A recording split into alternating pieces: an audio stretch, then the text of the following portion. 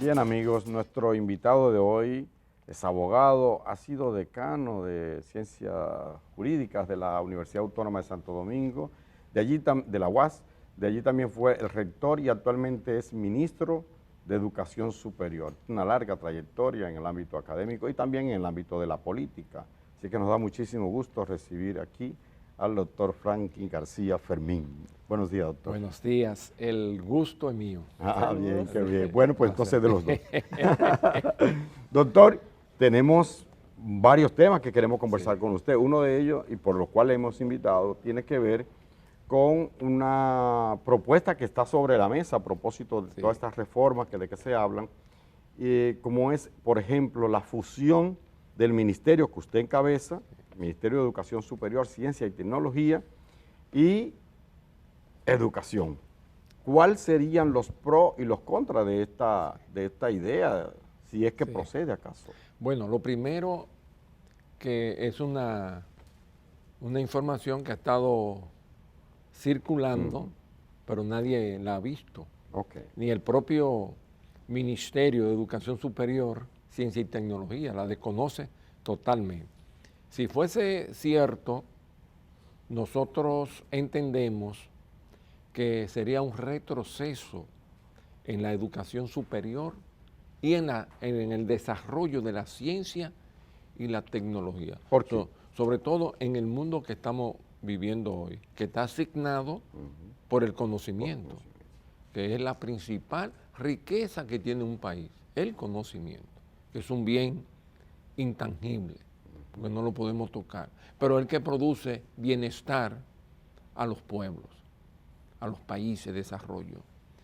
Nunca en la historia, desde el descubrimiento, la educación superior y la educación básica han estado juntas. Lo primero que surge acá, en esta isla, es la educación superior, con la llegada de la Universidad de Santo Domingo, a través de una bula papal en el 1538. Se funda lo que hoy se llama la UAS. Viene cerrada en un momento, la abren, la reaperturan, la cambian el nombre, pero cuando se produce la República en el 1844, se forma el Ministerio de Educación. Tenía otro nombre, de Instrucción Básica, o Instrucción Pública, mejor dicho. Y se mantuvo independiente ambas. La UAS ejerciendo la función pública, o sea, de la educación superior. Es como si fuese el ministerio, tenía la rectoría del sistema. Todavía tiene funciones que pertenecen al Ministerio de Educación Superior, Ciencia y Tecnología, como es la homologación de títulos o los exámenes que da para las especialidades médicas.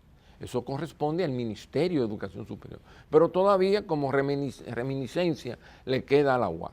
Hasta que en el año 1962 se creó la Pucamaima. En ese momento Ucamaima, mediante una ley. Y en el movimiento renovador, en el 1966, un grupo de profesores que salen de la UAS forman la UNFA. Así, sí. Y entonces, ya en el gobierno de Salvador Jorge Blanco se crea lo que se llama el CONES. Esto es un poquito de historia para que vean que nunca han estado juntos.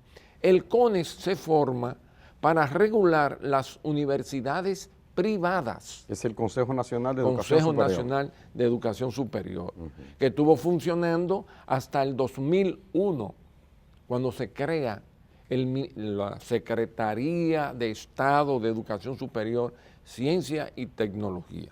Y en el 2010, con la reforma constitucional, que las secretarías pasaron a ser ministerios, hasta el día de hoy. Por tanto, en ese recorrido podemos darnos cuenta que nunca han estado juntos. Bien, pero vamos a ver ahora otros aspectos. Que no quiero que se vea que estoy criticando al Ministerio de Educación, no, para nada, pero está asumida, hay que reconocer, en grandes problemas, ¿verdad? Se está avanzando, se está trabajando, hay una inquietud de parte del presidente que quiere que la educación mejore, pero allí hay un cúmulo de conflictos, de problemas, empezando con ADP, que son problemas que retrancan el desarrollo de educación de ese ministerio. Mientras que educación superior lleva una labor que ha ido acrecentando el reconocimiento y el prestigio a nivel internacional y nacional de la educación superior. Pero además de eso, está llevando a cabo acciones que son primordiales para este país, que es el desarrollo de la ciencia, de la investigación. Entonces, eso podría, esa posible fusión, si es que realmente es cierto, eso podría debilitar. Supuestamente esta fusión se hace para economizar recursos, pero en educación no se... Pero hay que invertir, y sobre todo en educación superior, porque la educación superior, Indira, es la que produce conocimiento. Capital la educación humano. Preuniversitaria te da una formación básica, pero la que te da la posibilidad de crear conocimiento, ese bien tan importante que hoy es el que le da riqueza a un país, solo lo pueden hacer las universidades y los institutos de investigación. Aprovecho este momento, ministro, para invitarle a un café, y sí quisiera puntualizar en el hecho de que usted dice que hasta esta fecha no ha recibido ningún tipo de comunicación de parte de alguna autoridad que le diga, bueno, estamos pensando o vamos a fusionar ambos ministerios. ¿Por qué usted piensa que surge entonces? Obviamente lo que se menciona es que es para economizar presupuesto, pero ¿por qué usted piensa que surge entonces esto que está rondando, que uno no sabe si es cierto o si no es cierto? Bueno, es posible que algunas mentes que se definen muchas veces como brillantes, pero que descubren el agua tibia, en su mente estén tratando de imponer este desatino, porque para mí es un desatino, ¿verdad? Que quieran fusionar dos cosas que históricamente y que supuestamente no hay ministerio. No, a nosotros nos reconocen en Iberoamérica por tener un Ministerio de Educación Superior, Ciencia y Tecnología. Porque hay, y me perdona, Indira, es que hay también en muchos países el Ministerio de Ciencia, Tecnología e Innovación. Han creado eso porque entienden que hay que darle una atención especial a la investigación, al desarrollo de la tecnología, al desarrollo de la investigación de la ciencia. ¿Y usted cree que esas mentes están a lo interno del PRM o que son sectores externos que hablan de... No, para mí son fuera del PRM. Para mí son sectores que están vinculados, según se dice, se informa, que están vinculados a la educación, que son expertos, muchos de ellos, y han llevado esa idea, y esa idea le puede resultar agradable a ciertos sectores que no le dan importancia a la investigación. ¿De cuánto es el presupuesto que maneja el Ministerio de Educación Superior? Si yo le digo, ustedes no lo van a creer. Y con eso nosotros hacemos de todo. Mire, el presupuesto del MESI, propiamente del MESI, son cerca de 4,000 millones. Del MESI. Eso no es ni un 1. No, es solamente la... Eso es como 0.1%. Si usted va a donde están los datos, probablemente usted va a encontrar que son casi 17,000.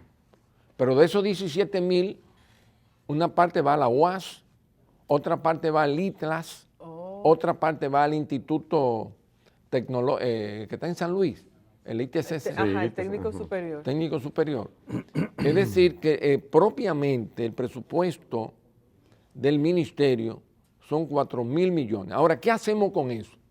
Además de darle seguimiento y todo lo que implica la educación superior del país, tenemos que invertir en investigación, que tenemos lo que se llaman los fondos SID, que son fondos concursables para las instituciones de educación superior, que presentan proyectos de investigación todos los años. Tenemos que trabajar con las becas, sobre todo enfocándonos en becas que van en el área de la STEM, como se conoce, o STEAM, que son aquellas que tienen que ver con matemática, ingeniería, tecnología, ciencia. Tenemos las becas nacionales, que estamos otorgando cerca de 8.000 becas cada año y 2.000 becas internacionales cada año.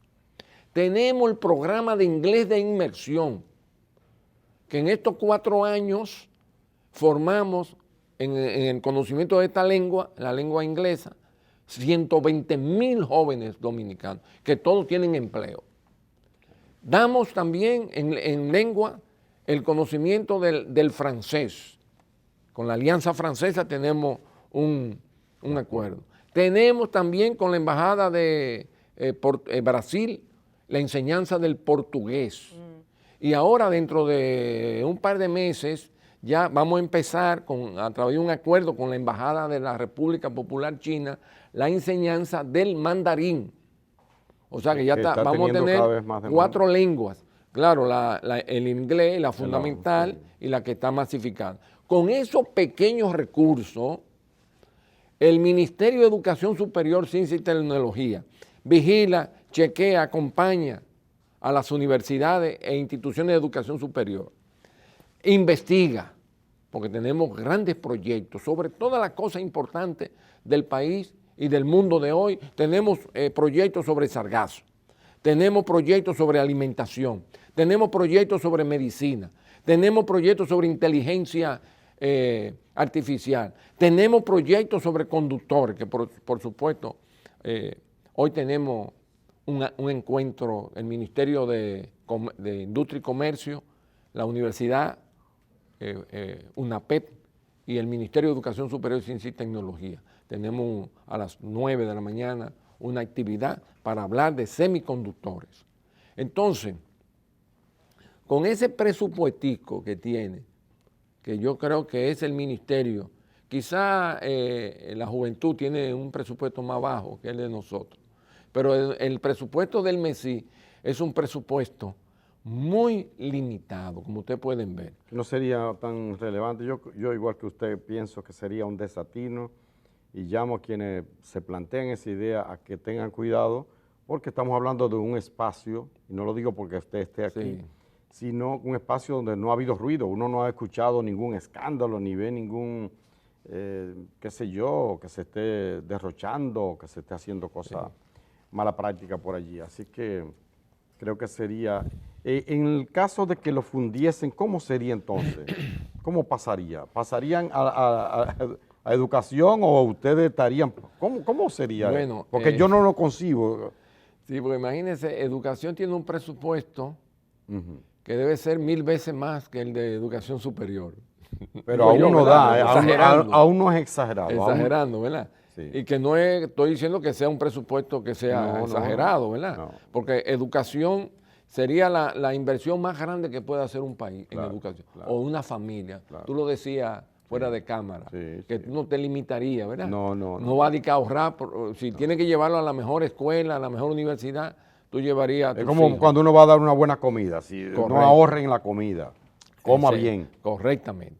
Entonces, eso nadie lo conoce porque eso no ha salido. Que no ha salido. ¿Verdad? Hay un rumor y cada día ese rumor pero en la crece práctica más, y parece que realmente esa idea está predominando en algunas mentes. Lo que advierten algunos, y por eso nos animamos a llamarle a usted, es que esto en la práctica sería una reducción, del presupuesto de educación. En la práctica. De educación superior.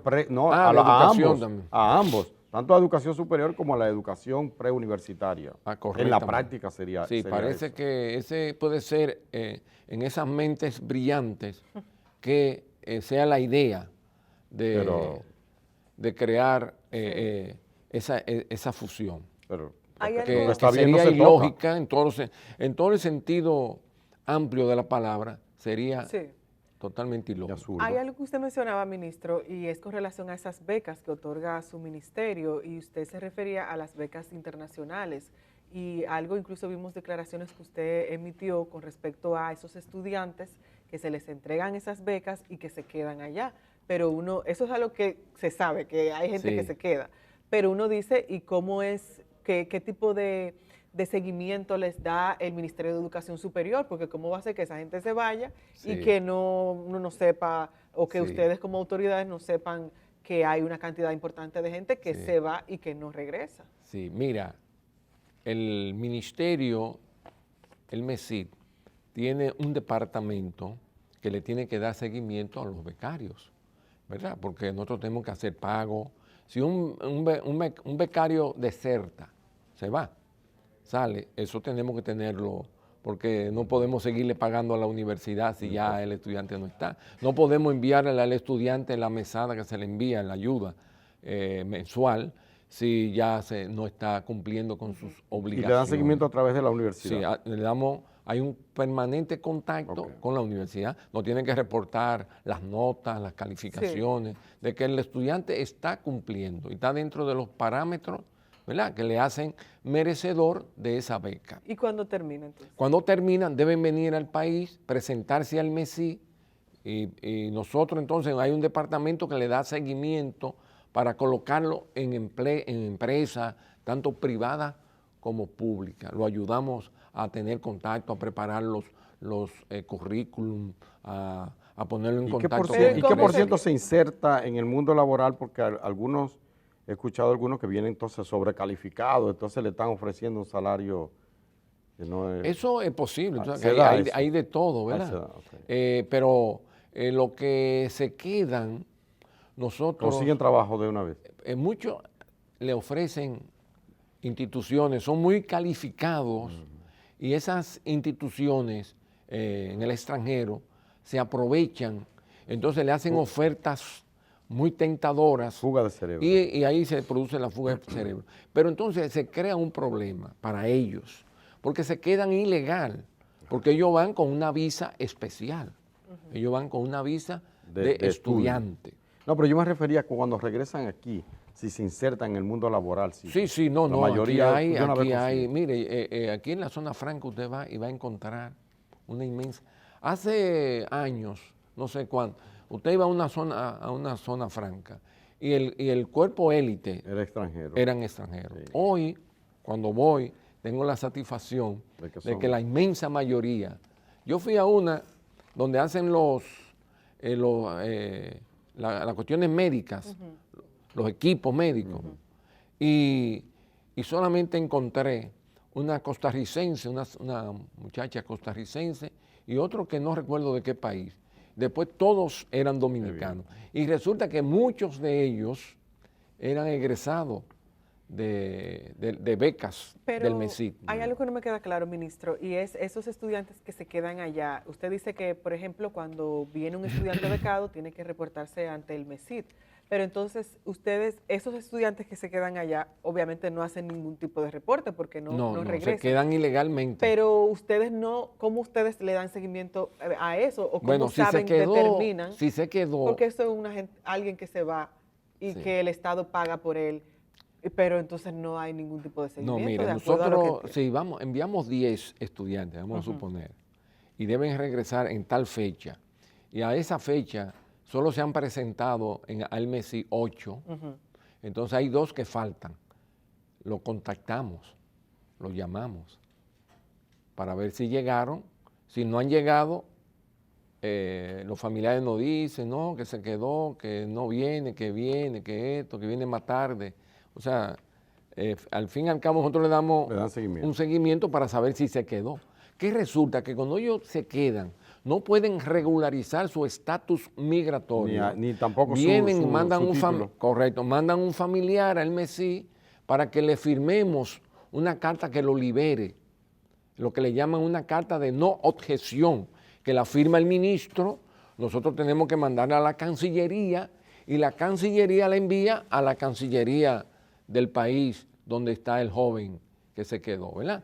Eso es si lo liberamos, pero no lo podemos hacer porque hay un contrato, hay un acuerdo firmado con el joven, con el becario que debe regresar y permanecer en el país por lo menos 2 años. Si él, ese joven, entonces a los 10 años manda un familiar, que me ha pasado muchas veces. A los 10 años. Viene un familiar, mire que el papá, que la mamá está enferma, que él quiere venir, que le demos la carta, lamentablemente. Bueno. O sea que lo mejor es que vaya, venga y regule todo aquí. Y si se quiere ir a los 2 años, bueno, tiene la libertad porque no es preso para toda la vida que está. Sí, pero yo pienso como que hay algo que falta todavía, porque es que hay jóvenes que se van y si bien ustedes le llaman y demás, pero es como que volviste, no, te quedaste. Sí. No, porque tenemos que tener un control. El control es que ellos tienen que regresar, lo dice el contrato, ¿verdad? No vuelven, y entonces están violando el contrato. Bueno, pero si se quedan, lo están violando. Nosotros no podemos entonces liberarlo. Lo que hacemos es que no lo liberamos. En algunos casos lo podemos hacer si nos devuelven el dinero. Hay casos que lo hemos hecho. Que el dinero que ¿Cuánto invertimos? Invertimos $75,000 en ese joven. Ajá. Tiene que, si lo devuelve. ¿Y cuántos devuelven ahora? Porque si decimos. Yo creo que en mi gestión han devuelto como 5. Nada más. Wow. Sí. ¿Y que han devuelto el dinero, ¿verdad? Que quiere que le firmemos la carta de no objeción, que es lo que le puede liberar y regularizar su estatus migratorio. Pues eso es fuerte, porque si solo 5, ¿y cuántos muchachos no se han quedado desde que No, esos que se quedaron no le firmamos. Sí, no sé cómo ellos harán porque no lo vamos a meter preso. Pero un dinero que se viola ese contrato, es un dinero que el Estado invierte. Entonces estamos invirtiendo en gente que se está quedando para allá. No, porque no todos se están quedando. No, obviamente, no me refiero a todos. Se quedan, o sea, no, a veces exageran. Yo he visto que se quedan el 20%. No queda tanto. ¿Hay alguna medición que ustedes tengan? Claro, porque tenemos que medirlo, tenemos que darle seguimiento. Hay una oficina que nada más está para eso. ¿Qué porcentaje tiene esa medición? Mira, se pueden quedar 20, 30. Ellos, eso no es un porcentaje tan... Y además le estamos dando una inducción. No hemos ocupado cuando se van, cuando lo estamos despidiendo, de explicarle, porque hay gente que le dicen, quédate, esto. Inclusive si están en Estados Unidos, le dicen, quédate. Y cometen un grave error. Claro, porque he visto gente que tienen 15 años en Estados Unidos y están ilegales todavía. Bueno, hay algunas preguntas, ministro, en el chat. Por ejemplo, dice Irma Ramírez, ¿cuándo le van a enviar el pago correspondiente al día 10 de este mes a los jóvenes becados fuera del país? Sí. No, ella no indica en qué zona, pero... No, yo le voy a explicar ahí mismo. Estamos en el mes de agosto. Nosotros ya en el día de ayer se le envió el dinero, el mes de agosto, porque no ha concluido.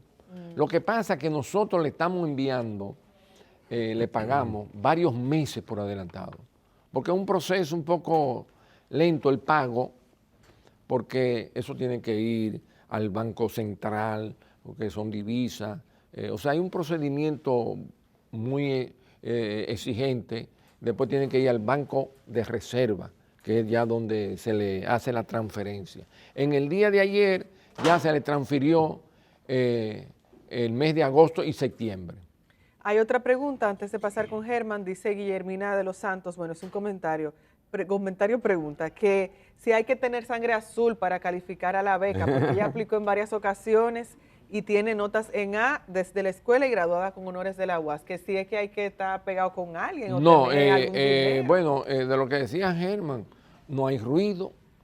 Allá no hay ruido de que se le da a fulano porque es hijo de un político o de un funcionario, ni nada de eso. Allá se abre la plataforma de tal fecha a tal fecha, usted concursa. Para poderle dar una beca, usted tiene que participar en la convocatoria. Porque si no, la Contraloría General de la República, cuando le mandamos, lo saca. O sea que no hay becas como se daban antes, que le llaman becas independientes. Usted tiene que participar en la convocatoria. Ahora, nosotros quisiéramos dárselo a todos. Hay gente que tienen como esa, que dice que tiene muy buenas calificaciones. Yo la conozco, y que merece. es una sí. periodista. Ah, bueno. Sí, Trabaja con nosotros en el pero que muy buena. resulta que también la beca no la podemos dar solamente de la capital, porque antes era de aquí todas. Ahora estamos dando... ¿Cuál es el criterio que sea? O sea, además de la meritocracia, ¿verdad? O sea, que tenga mérito, que tenga más de 80 puntos. Promedio, Más de 80 o 3 puntos, en otras universidades lo calculan del 1 al 4. Que tenga 3 puntos, que tenga 80 puntos, más de 80 puntos, y además se toma en cuenta el interés de la carrera. Para el país, para el Estado. Porque para el país, porque nosotros no vamos a dar beca para estudiar Derecho. No. Yo soy abogado y he sido profesor. Hay de sobra. ¿Verdad? No es una prioridad para el país dar beca para estudiar carreras tradicionales, que no son muy importantes para el país. No es que no tenga importancia, ¿verdad? Pero para el país, no estratégicamente, las carreras STEM son las que tenemos que dar. Ingeniería. Nosotros tenemos programas de doctorado en ingeniería, en Francia, que son estudiantes egresados de la Universidad Autónoma de Santo Domingo, los mejores, los sometemos a un proceso y entonces pasan 2 años aquí estudiando francés y estudiando matemáticas, 2 años. Y se van 3 años a París a hacer entonces lo que se llama la investigación, el doctorado. 5 años, ya a los 3 años allá y 2 años aquí regresan. Muy bien. Doctor, yo no quiero desperdiciar la presencia suya aquí sin que hablemos de política. Usted es un alto dirigente del Partido Revolucionario Moderno y una persona que tiene presencia, ¿no? Que tiene activismo político, aparte de su gestión como ministro de Educación. Muchas gracias. ¿Cuál es su parecer sobre esta propuesta de reforma constitucional que hay y las objeciones que hace la oposición? Sí. Mire, para mí... ¿Por qué es necesaria una reforma en este momento? Sí. Para mí tiene poco precedente. Yo lo comparo con Gregorio Luperón, que reformó la Constitución. Bájale 10. Y además se quedó 1 año gobernando. Bueno. Y Juan Bosch, que promovieron reforma constitucional para quitarse poder, que es lo que está haciendo Luis Abinader, para dejarle al país un legado de fortalecimiento institucional, porque la debilidad más grande que tiene este país es la debilidad institucional. Y un país no va a progresar, no va a avanzar si no tiene instituciones fuertes, sólidas. Y eso es lo que ha adolecido. Usted ve la historia del constitucionalismo dominicano desde la primera constitución que se proclamó el 6 de noviembre de 1844. Las reformas en su inmensa mayoría se han hecho para los gobernantes. Un traje a la medida. Un traje a la medida. Sí. Confesionarse, un traje a la medida. Luis Abinader no está haciendo una reforma para perpetuarse en el poder, que ha sido la regla. Algunos dicen, como el presidente Danilo Medina, que no es necesaria, que ya los candados están puestos, pero usted reformó esa constitución en el 2015 para perpetuarse en el poder. Usted la reformó en el intentó reformarla en el 2020 para continuar en el poder. Pero vamos a ver, la reforma, y ya concluyo, la reforma del 1994, el 14 de febrero del 1994, promovida por el doctor José Francisco Peñagón, después de 28 años sin reformar la Constitución, porque Balaguer no... la Constitución que había era el traje a su medida. Un pedazo de papel. Y para él perpetuarse en el poder, como lo hizo, que se perpetuó 20 años. Pero vino Hipólito Mejía y la reformó para hacerla a su medida. Para usted vino Leonel Fernández en el 10 que no podía ya aspirar nunca jamás y lo hizo y la cambió. Para usted entonces sí es muy pertinente la reforma de la Constitución y yo creo que la inmensa mayoría del pueblo dominicano debe apoyar esa reforma. Yo soy partidario, creo que Indira también, de que usted vuelva otro día con nosotros para ampliar sobre este aspecto, porque debemos hacer un punto y seguido, un punto y aparte aquí, para dar paso a nuestra segunda invitada después de esta pausa. Vamos a agradecer entonces infinitamente al doctor Franklin García Fermín, ministro de Educación Superior, que creemos que no debe fundirse con la educación, no es necesario. Así es. Yeah.